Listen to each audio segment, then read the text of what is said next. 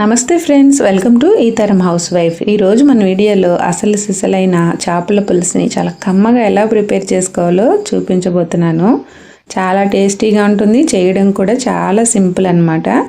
ఇదైతే సంగటిలోకి కాంబినేషన్గా చేశాను. ఈరోజైతే చాలా పర్ఫెక్ట్గా వస్తుంది. మీరు ఎప్పుడు చేసిన చేపల కూరని ఇలా చేశారంటే ఇంట్లో ఖచ్చితంగా మిమ్మల్ని మెచ్చుకుని తీరుతారు. అంత బాగుంటుంది ఈ పులుసు.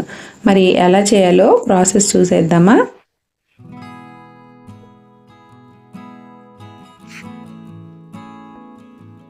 దీనికోసం అయితే 1 కేజీ చేప ముక్కల్ని తీసుకొని ఉప్పు నిమ్మకాయ వేసి నీచు వాసన లేకుండా శుభ్రంగా కడిగి పక్కన ఉంచుకోవాలి. తర్వాత ఈ కూరకు తగ్గట్టుగా ఒక 2 నిమ్మకాయ సైజు అంత చింతపండుల్ని తీసుకొని నీళ్ళల్లో నానబెట్టుకుని పక్కన పెట్టుకోవాలన్నమాట. తర్వాత స్టవ్ పైన కడాయి పెట్టుకుని 1 టీ స్పూన్ వరకు ధనియాలు, 1 టీ స్పూన్ మెంతులు, 1 టీ స్పూన్ జీలకర్ర, అలాగే 1 టీ స్పూన్ వరకు ఆవాలు వేసుకొని మంచి అరోమా వచ్చే వరకు దోరగా ఫ్రై చేసుకోవాలి.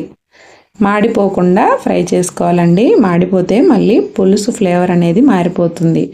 ఫ్రై చేసుకొని పౌడర్ చేసి పక్కన పెట్టుకోవాలి. తర్వాత 3-4 టేబుల్ స్పూన్ల ఆయిల్ వేసుకొని అందులో 1 టీ స్పూన్ ఆవాలు, చిటికెడు మెంతులు, కాస్త జీలకర్ర వేసుకుని ఒక 2 ఉల్లిపాయల్ని సన్నగా తరిగి వేసుకోవాలి. ఉల్లిపాయలు కాస్త రంగు మారిన తర్వాత ఒక గుప్పెడు కరివేపాకు కూడా వేసుకొని ఒక 2 టీ స్పూన్ల అల్లం వెల్లుల్లి పేస్ట్ కూడా వేసుకొని పచ్చివాసన పోయే వరకు ఫ్రై చేసుకోవాలి. తర్వాత మెత్తగా గ్రైండ్ చేసుకున్న ఒక 3-4 టమాటాలను అయితే ఇందులో వేసుకోవాలి. ఇలా టమాటోల్ని గ్రైండ్ చేసి వేసుకోవడం వల్ల పులుసు చిక్కగా కమ్మగా వస్తుంది. ఇప్పుడు ఇందులో ఒక 2 టీ స్పూన్ల పసుపు, ఒక 2.5 నుంచి 3 టీ స్పూన్ల వరకు కారం కూడా వేసుకుంటున్నాను. కారం మీ రుచికి తగ్గట్టుగా వేసుకోండి. తర్వాత ఇవైతే పచ్చివాసన పోయి నూనె పైకి తేలే వరకు ఫ్రై చేసుకోవాలి.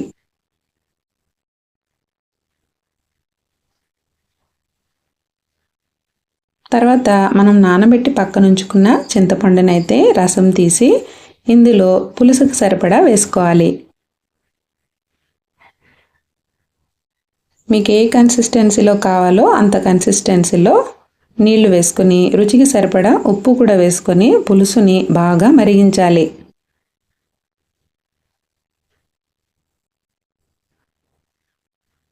పులుసు బాగా మరిగి నూనె పైకి తేలేటప్పుడు మనం ముందుగా పౌడర్ చేసి పక్కన పెట్టుకున్న ధనియాలు, మెంతుల పౌడర్ని అయితే ఇందులో వేసుకొని ఒకసారి బాగా కలుపుకోవాలి.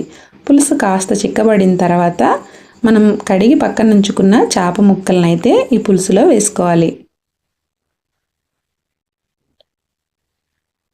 ఇలా అన్ని చేప ముక్కలు పులుసులో మునిగే విధంగా చేప ముక్కలను అయితే గరిటెతో అడ్జస్ట్ చేసుకోవాలన్నమాట. తర్వాత దీనిపైన మూత పెట్టి ఒక 5 నిమిషాల పాటు హై ఫ్లేమ్లో ఉడికించుకోవాలి. 5 నిమిషాల తర్వాత మూత తీసి మీడియం ఫ్లేమ్లో పెట్టేసుకోవాలన్నమాట. తర్వాత నూనె పైకి తేలే వరకు ఉడికించుకోవాలి. మధ్యలో గరిటె పెట్టకుండా ఇలా క్లాత్తో పట్టుకొని పాత్రనైతే తిప్పుకోవాలి, చేపలు విరుగకుండా. ఇలా నూనె పైకి తేలే వరకు ఉంచి లాస్ట్లో కొంచెం కొత్తిమీర వేసుకుంటే చాలా సూపర్గా ఉండే చేపల పులుసు అయితే రెడీ అయిపోయింది.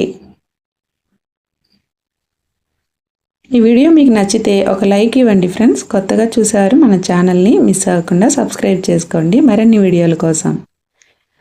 థ్యాంక్స్.